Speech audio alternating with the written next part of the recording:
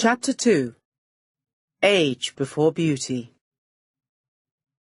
Tomorrow was, as a popular movie would later have it, another day.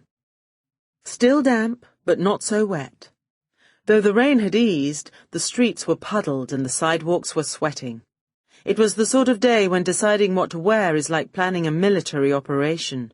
Believe me, I've considerable experience of both. Fortunately, I like dressing up almost as much as I like dressing down, so I spent a pleasant couple of hours in my apartment with a variety of blouses, skirts, suits, shoes, hats, and, let's face it, lingerie, plus a mirror. The secret is not just to be stunning, which I find comes rather easily, to be honest.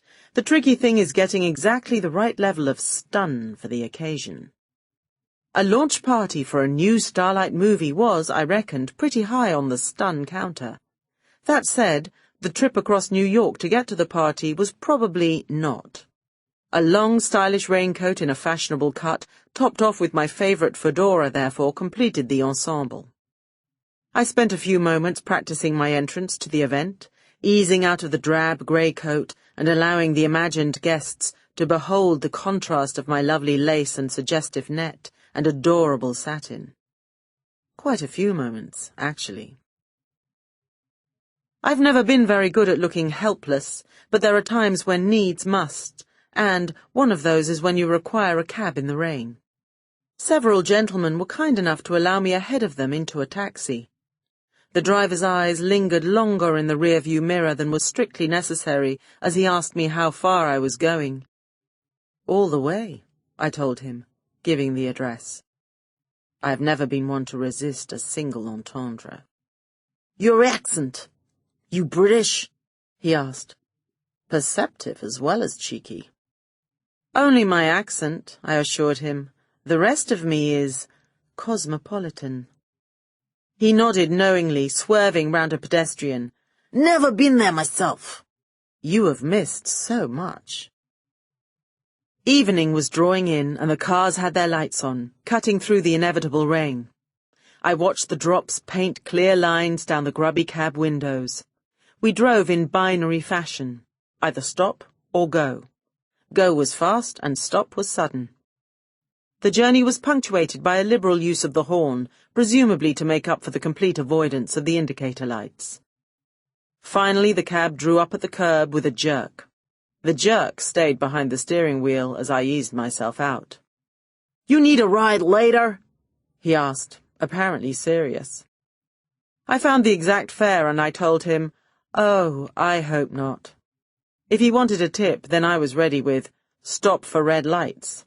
But he didn't comment on the money I handed over and was soon disappearing in a cacophony of horn and brake pads. Lower East Street was closed to traffic, so he dropped me on a nearby corner. The rain had eased, but even so I decided I'd tipped him too much. I turned my collar up and pulled the brim of my hat down before heading towards the venue. Intriguing case or not, I was looking forward to the party. It was at Nick's, which, as anyone who is anyone will tell you, is the place to be seen. Nick's is where millionaires go for breakfast, where top fashion models call in for lunch, and where senators and mafia bosses have to book well ahead if they want a table for dinner. I could see the awning further down the street. The remains of the rain was running off it at the edges, forming a translucent curtain round the red carpet and uniformed doormen. A trickle of well-dressed people flowed under the awning, doing their best to avoid being dripped on while maintaining their dignity. Across the street from Nick's was a small park surrounded by iron railings. The statue of a woman and an angelic-looking child holding hands stared out across the road and into the front entrance of the restaurant. I watched it for a moment, then looked away. When I looked back, the statue had not moved. I guess that's what you'd expect, but you can never be too careful, and especially not where statues are involved. My high heels clicked impressively on the paved sidewalk as I approached Nick's. I paused for a moment to take out a compact and check my makeup in the mirrored lid. Lipstick can be so important when properly applied. It's one of my most formidable weapons. A quick check that my other weapons were properly deployed, and I stepped forward again, right into the path of a tramp, a hobo, who staggered out of a dark alleyway in front of me. He was obviously headed for a very different destination, most likely one suffixed with gutter. That said, he was wearing a nice suit. I had a good view of the herringbone weave of the right sleeve. The suit was torn and stained and about 3 sizes too big, but I could imagine the old man's elation at finding such a prize discarded in someone else's trash. The reason I had such a good view of the sleeve was because the old man had grabbed the front of my raincoat. I shuddered to think what he might have been aiming for, but right now he had a handful of button and weatherproofing clutched in his gnarled, arthritic fingers. "I knew you'd be here." His voice was a throaty rasp that sounded like it had been through a cheese grater on its way from his larynx to the outside world. "Excuse me?" This was both an exclamation of surprise and an escape gambit as I attempted to push past him. The smell was interesting. But he still had hold of my coat, and, despite his frailty, he wasn't about to let go. "You have to help me. Please." "All right," I conceded, reaching for my clutch bag. "How much?" He seemed confused for a moment. I know confusion when I see it, and I was looking at it right now. "I don't—" He paused to cough violently, jolting my raincoat up and down as his chest spasmed. Mine, too, under the onslaught. "I don't want money," he finally managed to gasp. Well, that was a first.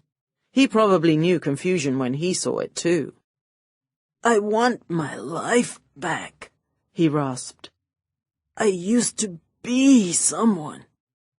Didn't we all, honey? I finally managed to extract his curled fingers from my coat. Hopefully the wrinkles would drop out in time. From my coat, I mean, not his hands. There was no remedy for them, and the problem was Anno Domini. He was weakening. "You said you'd help." What hope there was faded from his eyes. "I offered you money," I corrected him. "I'm sorry, really I am, but I can't help you turn back time, not without calling in many more favors than I currently have saved up." "You promised!" He was going for my coat again, but I managed to step aside. "Yesterday," he went on. "You promised yesterday that you'd help." "Sweetie, I've never seen you before in my life, or yours." Then he really surprised me. He stuffed his hands into his jacket pockets and pulled out handfuls of money. He had small hands, but they were big handfuls. $10 bills, crumpled and creased, as much as his weather-beaten face. He threw the money at me right there in the street. It blizzarded round my head, caught in the breeze and swirling through the evening. People stopped and gawped and grabbed. I just watched the money spin and fall. Watched the last hope fade from the old man's eyes as his knees buckled and he fell to the sidewalk. Watched his hand flop into the gutter, where the rainwater running into a storm drain washed the dust and grime from his cuffs. Under the layers of age and the wrinkles and pockmarks, the man was almost unrecognizable. Almost. But I recognized him now. Just as I recognized the suit he was wearing, the pattern and the colour bright and restored, where the water rinsed away the dust and the dirt. It was the same suit that Rock Railton had been wearing when he called on me yesterday, and I promised to help him.